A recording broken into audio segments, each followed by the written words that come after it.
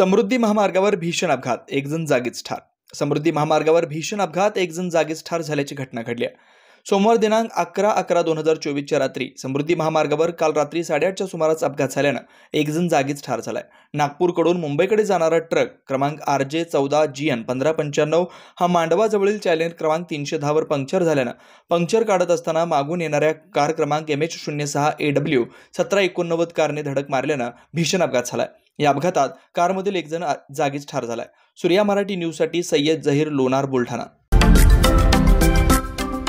महाराष्ट्रातील महत्त्वाच्या व ताज्या घडामोडी जाणून घेण्यासाठी आजच आमच्या सूर्या मराठी न्यूज चॅनलला सबस्क्राइब करा आणि बेल आयकॉन प्रेस करा।